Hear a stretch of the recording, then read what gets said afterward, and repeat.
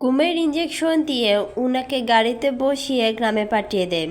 আসসালামু আলাইকুম, নতুন আরেকটি গল্পে আপনাদের সবাইকে স্বাগতম। ছেলের বাসায় বেড়াতে এসেছে মা বলছে ওই জায়গায় ঈদ করবে, কিন্তু ছেলের শাশুড়ি এবং ছেলের বউ মাকে পছন্দ করে না, তাই ওরা চায় উনি যেন দেশে চলে যায়। কিন্তু ছেলেও ওটা মানতে রাজি না, ছেলেও মাকে নিয়ে থাকতে চায়। ছেলে চলে যায় দুদিনের জন্য বাইরে, তাই ছেলের শাশুড়ি এবং ছেলের বউ মিলে একটা ফোন দিয়ে আটে।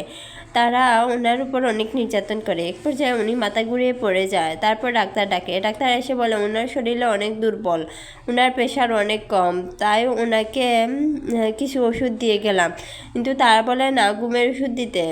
ডাক্তার রাজি হয় না, বলে উনি অনেক দুর্বল, ওনাকে এ পর্যায়ে ঘুমের ওষুধ দেওয়া যাবে না, আমি এসব পারবো না, এটা মেডিকেলের বাসায় ঠিক নয়। কিন্তু ওরা মানতে রাজি না। ওরা ভুলভাল বুঝিয়ে বলে যে উনি মানসিক রুগী। উনি বাসা থেকে হুট করে বেরিয়ে যায়, বাসায় কোনো পুরুষ মানুষ নাই, আমরা মাত্র 2জন মহিলা মানুষ, রাত্রিবেলা বেরিয়ে গেলে ওনাকে কীভাবে কন্ট্রোল করব। এসব করে ঘুমের ওষুধ দেওয়া হয়।